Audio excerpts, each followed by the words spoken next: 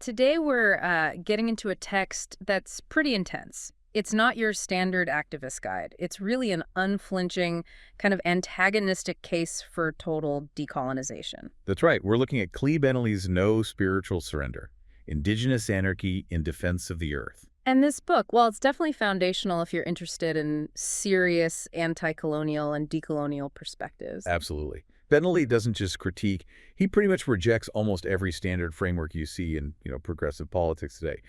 He's offering a path for resistance that comes straight from indigenous culture and spiritual commitment. Yeah, arguing that real liberation means a total break from settler colonial ways of thinking, from its very logic. Exactly.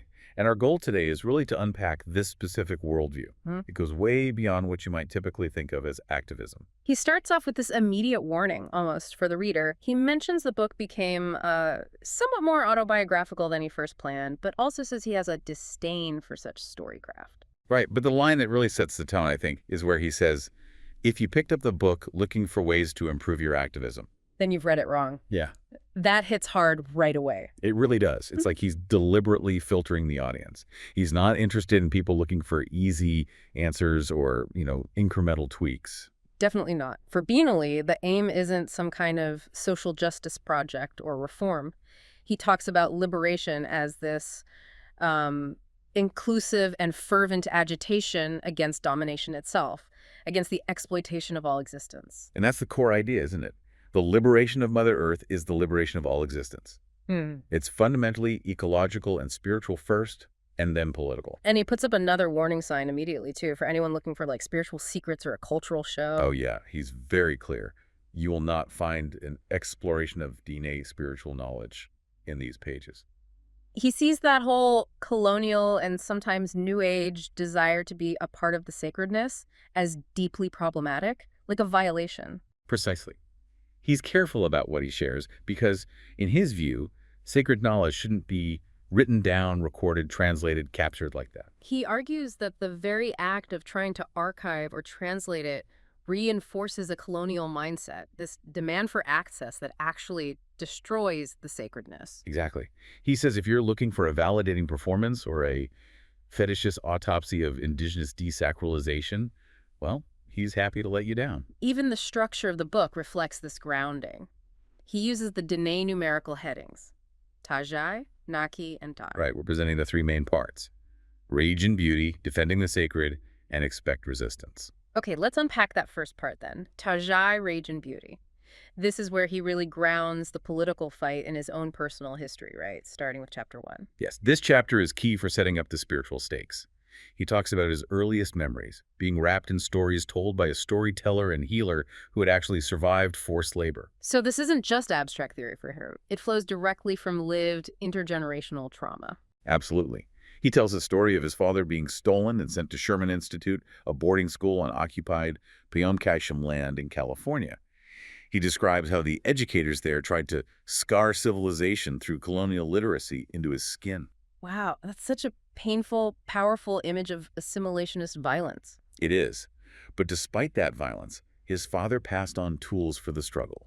He taught his kids to arm themselves with spiritual weapons for living in this world. He said, point blank, this is a spiritual war. And that reframes the entire conflict, doesn't it? It's not just about policy or land, it's existential. Exactly. And that spiritual commitment directly fuels his critique of what he calls the activist spectacle. Where he talks about rejecting this idea of lingering at the precipice of the end of the trail, this sort of performative dance between the only two roles colonialism seems to allow, the warrior and the victim. Yeah, he has real disdain for what he calls AIM celebrities and pseudo-rock stars, people he sees as taking up assigned seats on this, pedestal created by the colonial gaze, always martyring themselves for recognition from the very system they claim to oppose. Is that seeking of external validation he finds so damaging. That seems to be it. He even talks about his own experiences performing, traditional dances or with his punk band Blackfire. He describes feeling like an artifact, a neo-Western sideshow stuck in time. Like the performance itself becomes contained, commodified by what the audience expects an indigenous person to be. Right. And he contrasts that sort of false spectacle with his deep, grounding memories of family and land, specifically Black Mesa. He mentions listening to traditional songs in a vehicle, and the sound is mixed with the shaking of the suspension, like two incompatible forces grinding together. Such a powerful image. Yeah. And he draws strength from stories of his grandmothers, Klee Benally and Roberta Blacko. How even when colonial politics and fences were imposed, their spirits and lifeways couldn't be imprisoned. And that strength, that history, feeds into this idea of raging in beauty. Yes. It's about holding on to those sheltering memories. He uses this incredibly visceral image memory served up like the warm intestines of a freshly slaughtered sheep. Life-sustaining, Keeping you nourished while also keeping a sharp knife ready, always moving in the direction of conflict. It's like a purposeful, beautiful antagonism. Exactly. Rooted in survival and spirit. Okay, moving to chapter 2, the illiteracy of settler colonialism. Here he shifts from the personal roots to the sort of mechanics of how colonial violence actually works systemically. Right. He argues that colonial occupation isn't just historical, it's the constant promise of settler violence, written into laws, policies, everything. And it justifies itself by saying tradition is the enemy of progress, constantly changing its language, its justifications. He has that great line about newly ironed clothes that smell of starch, piss, and appropriation. It's brutal. And this violence, he says, constantly haunts the dispossessed. It's always reminding Indigenous peoples of their place, often reducing them to this scale of being the most victimized. And a key mechanism for this is what he calls discursive occupancy. Can you break that down? What does he mean by that? Sure. Discursive occupancy is basically the process where colonial knowledge systems forcefully displace or overwrite Indigenous ones. So like Indigenous ways of knowing the land, the cultural literacies tied to place. Exactly. Those get pushed aside by colonial sciences like archaeology or anthropology, which tend to frame Indigenous existence as belonging to the past or as something to be studied like an object. And it happens politically too, right? Yes. Indigenous social structures and ways of relating are superimposed by concepts like tribal sovereignty. Benally argues this kind of sovereignty is only made legible, only understandable, through the lens of settler authority. So the tribal governments themselves can end up confined by the very state structures they're supposed to be resisting, like becoming managers for the colonizer. That's the critique, yeah. Which leads directly into this other really powerful idea he raises, temporal fascism. Temporal fascism. Why is time itself a weapon here? Well, temporal fascism is how Indigenous economy gets dismissed as basically irrelevant to the present. It associates Indigenous ways of life with the past, antiquity, backwardness, primitive, barbaric. So it's the, what, do you want to go back to the Stone Age argument? Precisely. That question isn't a real question. It's a dismissal tactic. It traps Indigenous people in history and denies the validity of their present-day existence and their future claims to autonomy outside the colonial system. It's a way of saying Indigenous ways can't coexist with modernity. That's a really crucial reframing, and it sets up part 2 perfectly, Anarchy defending the sacred. Because if the conflict is fundamentally spiritual, as he argues, then resistance has to be about spiritual defense. Chapter 3 starts with the doctrine of discovery. Right, he takes us back to the roots. He frames U.S. policies against Indigenous peoples, not just as political or economic, but as a systematic process of physical, social, and spiritual annihilation. And it's rooted in this mass religious violence going back to 1492. He really zeroes in on the papal bull Inter Cetera from 1493, which established the doctrine of discovery. Yeah, that's the foundational document, basically. It gave Spain the exclusive right to conquer lands, enslave Indigenous peoples, and forcibly convert them to Catholicism. It provided the religious and legal cover for centuries of colonization. So for Benally, the whole progression of modernity since then has just been a continuation of this physical and spiritual war. That's his argument. A war that specifically targets sacred sites. And he's careful in defining sacred sites. He says the whole earth is sacred, sure, but certain places, mountains, rivers, specific landforms, hold special spiritual distinction. They're central to Indigenous relationships with creation. Places for healing, guidance, renewal. And the threat against every single one, he points out, is always some form of resource extraction or commodification. Like coal under Black Mesa, telescopes on Mauna Kea. Or, as he details in Chapter 4, the ski resort on the San Francisco peaks, Decolonial. Right. Chapter 4 uses the peaks as this really harrowing modern example of cultural genocide in action. It's devastating. Decolonial is holy to over 13 Indigenous nations, and yet it's threatened by this relatively small ski resort, Arizona Snowbowl. And the specific threat is just unbelievable. Yeah. Because it's high desert, not much natural snow. The resort started pumping treated sewage effluent wastewater onto the mountain to make fake snow. Since 2012, millions and millions of gallons every year. Treated sewage sprayed directly onto a sacred mountain, the level of disregard is hard to fathom. And he notes that the city officials in Kinuani Flagstaff, which he calls an occupying settler city, just ignored indigenous concerns. Ignored concerns that the sewage had pharmaceuticals, hormones, even antibiotic-resistant genes in it. Plus, the whole economic justification for it was flimsy at best, wasn't it? Completely. Snowball inflated its economic contribution numbers by like 130%. The actual impact of the expansion was tiny, less than 0.2% of county economic activity. Which really underscores Benally's point. It's not always just about profit. It's about asserting dominance, desecrating the sacred, regardless of actual need. Exactly. And this struggle is where he really dismantles the idea that legal reformist strategies can work. He talks about the American Indian Religious Freedom Act, AIFA, from 1978. It was supposed to protect indigenous religious practices. But it failed miserably in court. The key case was Wilson v. Block in 1983.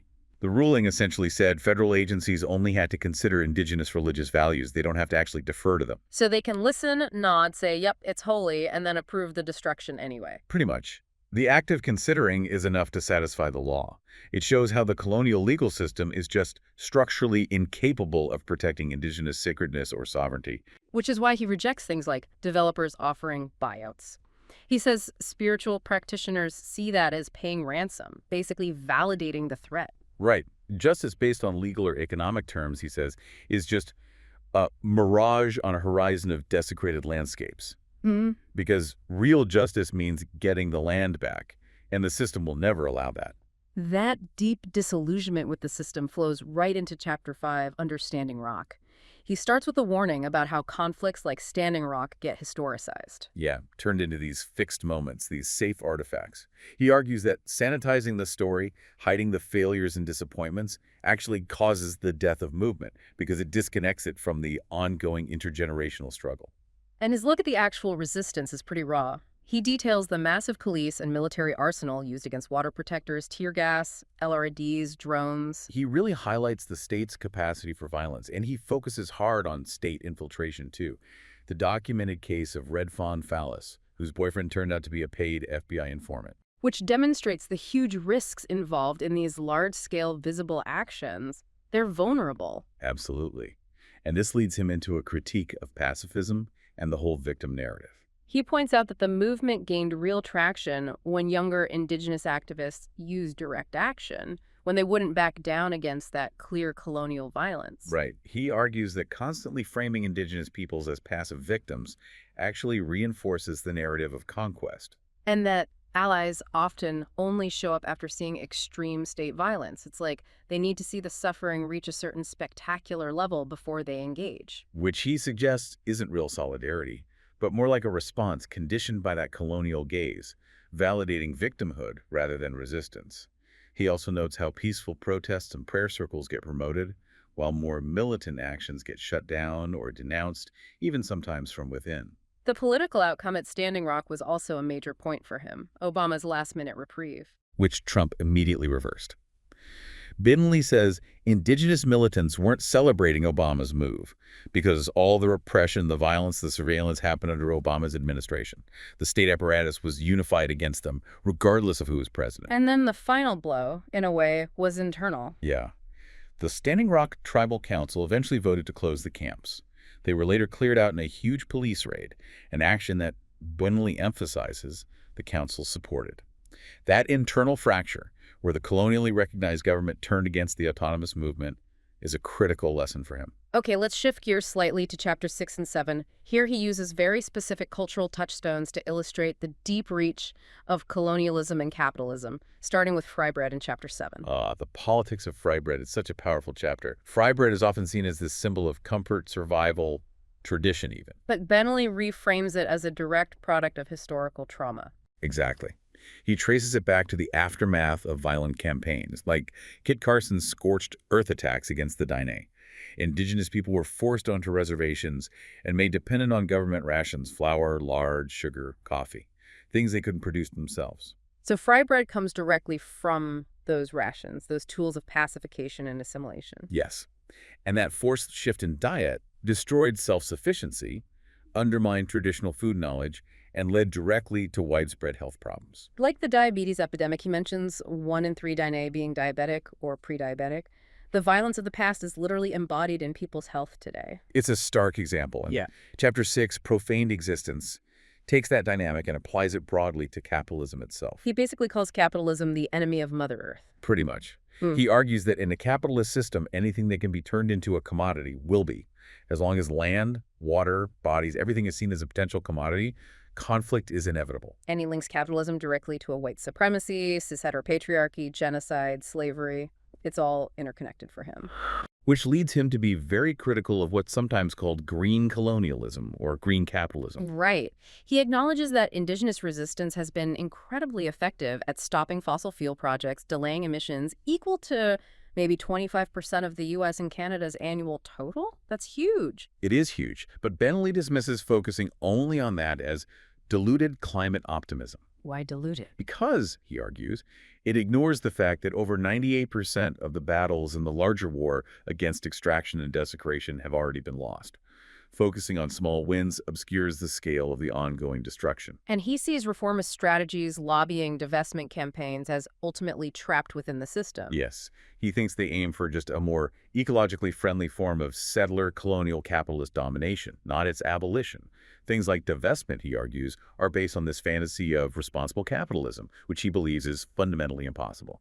Okay, so if all these standard approaches, legal challenges, lobbying, divestment, even some forms of protest are dead ends, according to Benally, that brings us to part 3, Ta expect resistance. This is where he lays out the alternative. Chapter 8 introduces Indigenous-Rooted Direct Action, IRDA. This is the core strategy he proposes. IRDA is the direct response to the failures of reform. His basic premise is, you can't fight settler colonial power using tools and strategies that are shaped by and ultimately reinforce that same power. So what makes IRDA different from, say, regular environmental activism or civil disobedience? Several key things. First, it's rooted in culture, not just politics. Yeah. Indigenous cultures and relationships with the natural world are the primary framework for action. Power comes from those relationships. Okay. Second, it operates in cycles, reflecting natural rhythms, not rigid campaign timelines. Third, and this is crucial, it completely rejects relying on colonial political systems or institutions. That includes the nonprofit industrial complex, which he sees as managing conflict rather than ending it. So IRDA is about acting as a force of nature itself, directly asserting indigenous ways of life and power. That's the idea, which means moving beyond standard civil disobedience. He really questions that term, doesn't he? Asking why anyone should be civilly obedient to a system built on genocide and ecocide. Exactly. He even critiques the common activist slogan, "What is legal is not synonymous with what is right." He argues that framing it that way still centers the state's definition of legality, making it a plea for inclusion within the system rather than a rejection of it. The goal isn't to be included, it's to abolish the authority altogether. Right. And that requires a commitment to self-defense, which leads him to critique pacifism quite strongly. He mentions Gord Hill's work, Smash Pacifism. Yeah, drawing on Hill, he argues that promoting nonviolence as the only option can psychologically disarm people. It dampens the fighting spirit, which he sees as dangerous when facing existential threats from a violent state. If it's a spiritual war, you need all necessary spiritual and physical weapons. This focus on indigenous-rooted praxis continues in Chapter 9, where he critiques standard solidarity models and proposes interrelationality. He finds intersectionality lacking. He acknowledges its origins in Black feminism, its brilliance, but argues that in the context of struggles over land, it often remains too focused on human social power dynamics, race, gender, class. Anthropocentric, he calls it. Right. It doesn't always center the primary relationship at stake on stolen land, which is the relationship with the earth itself and all non-human relations. And he finds internationalism problematic, too. Yeah, he sees it as often being just Political rhetoric used by leftist groups for recruitment without real commitment. Too abstract, too focused on state-level politics, maybe, rather than grounded relationships. So the alternative he proposes is interrelationality. What does that entail? It's about breaking free from colonial ways of thinking and speaking, asserting new and old vocabularies rooted in indigenous understanding. It emphasizes building and sometimes tearing down direct, tangible relationships in specific places and times. And crucially, it forces solidarity to turn inward. Exactly. This is maybe the most challenging part. Interrelationality demands that communities confront how their own internal cultures and relationships might have been damaged or poisoned by colonialism, by internalized white supremacy, cis-heteropatriarchy, ableism. You can't effectively fight an external enemy if your internal community relations are broken or unjust. That's the core idea. The goal is recovery, recuperation, rebuilding healthy relationships with each other and with all of existence, based on the concept of kinship, being relatives. So the health of the resistance movement is directly tied to the health of the community's internal kinship structures. Liberation has to be holistic. Precisely. If you're fighting colonial violence externally, but replicating forms of domination internally, the struggle is fundamentally compromised. Chapter 10 provides a really concrete example of this in action. The Tala Hugon Info Shop. He calls it conflict infrastructure. Yeah, this wasn't just a bookstore or a meeting space. It was started deliberately as an indigenous-run space, an antagonism to the often white-dominated anarchist scene in Kenyani Flagstaff, run by militant indigenous youth. And it became more than just a space, it was infrastructure. Right. It evolved into a base for direct action organizing, had a huge radical lending library, but also, very importantly, it consistently provided tangible support, shelter, food, gear for unsheltered indigenous relatives in the city. It combined mutual aid with revolutionary organizing. And they practiced autonomous conflict resolution. He mentions incidents, violence, property damage were handled without calling the police. Yes, this is interrelationality in practice. It's about the community taking responsibility for resolving its own conflicts, using indigenous justice principles, completely rejecting colonial authority structures like the police and courts. He calls it justice as ceremony, referencing Diné peacemaking traditions, Hazoji Nata, which are non-adversarial, non-coercive, and way older than prisons. And he quotes Leonard Peltier, "We must not go running to the colonizers to solve our problems." It highlights that need to build internal capacity for justice, rather than relying on the colonizer's system. This total rejection of colonial systems becomes even more explicit as we move towards the end of the book. Chapter 12 hits hard with the title, Voting is Not Harm Reduction. Oof, yeah. This directly attacks a core belief for many progressives, the idea that even if electoral politics is flawed, it's necessary to vote to minimize harm. Why does Benally see voting, any participation in the electoral system, as basically a dead end for indigenous autonomy? He calls it an indigenous delusion of settler inclusion. He argues that the act of voting itself sanctions colonial authority. It legitimizes the system that manages the ongoing theft of land and life. So for him, Democrats, Republicans, it doesn't matter. Fundamentally, no. He sees both parties as simply allegiant managers of settler authority. They might manage the system differently, but they both uphold the underlying structure of settler colonialism. He points out that U.S. citizenship itself was imposed on indigenous people precisely to break down their sovereignty and make land theft easier. Exactly. So from that perspective, voting becomes participation in your own oppression. It's a strategy of defeat and victimhood, he says, because it accepts the terms set by the colonizer. And he uses history to back this up. Andrew Jackson, a Democrat responsible for the Trail of Tears, and resource extraction, pipeline building, desecration of sacred sites that happens under both parties. Right. Standing Rock showed how easily supposed gains under one administration can be wiped out by the next. The state itself remains the constant. Chapter 11, No Allegiance, kind of broadens this anti-state stance, rejecting other external political frameworks, too. Yeah, he dismisses traditional European political theories as unsuitable for indigenous liberation. Marxism, he argues, with its focus on industrialization and class war, is ultimately harmful to Mother Earth.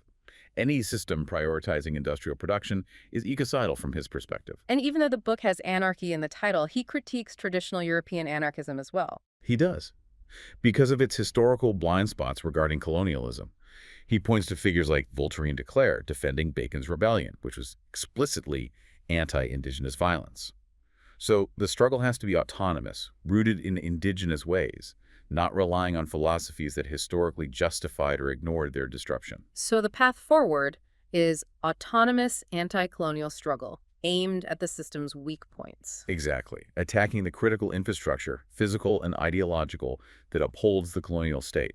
The goal isn't to take over the state or reform it. It's to abolish its power entirely. Which brings us to the final chapter, Chapter 13, Uprooting Colonialism, moving beyond just seeking recognition or relying on hope. Right. He dismisses symbolic gestures like changing Columbus Day to Indigenous Peoples Day as ultimately hollow if the actual violence continues. Celebrating IPD in Phoenix while the state is dynamiting South Mountain, another sacred site that's the kind of hypocrisy he points to. Recognition without repatriation is just a performance. That's the core of it, echoing scholars like Patrick Wolfe and Glenn Coulthard. Recognition politics often just reinforce the power structures. And drawing on Eve Tuck and Kay Wayne Yang, he insists decolonization isn't a metaphor for other social justice work. It means one thing: giving indigenous land and life back. And if the state won't give it back willingly, Then anti-colonial struggle must mean attack. That's his stark conclusion. he references Keen Bailam's definition of anti-colonial assaults: decisive actions to take back resources, shift power on the ground, or sabotage colonial continuity. It's a framework for offensive action, not just defense. And he introduces this concept of the seventh generation. Right, kind of twisting the seventh generation principle. Yeah, suggesting that maybe this generation's responsibility involves embracing negation, unrestrained attack as a form of liberation, weaponizing the despair caused by colonialism against the system itself, against its drive for reproductive futurism. Reproductive futurism being the idea that everything must serve the future of the settler state. Right. So weaponizing despair means using the pain, the anger, the trauma inflicted by the system to fuel actions that destabilize that future. The strategy then becomes one of unrelenting tactics of destabilization and unsettlement, imagining every way possible to attack the colony, materially and immaterially. His final line is basically, the best manifesto is to destroy what destroys us. And that really sums up the book's trajectory. It's a philosophy demanding autonomous action, driven by a deep spiritual connection to the earth, and utterly rejecting compromise with the colonial system. Wow, okay.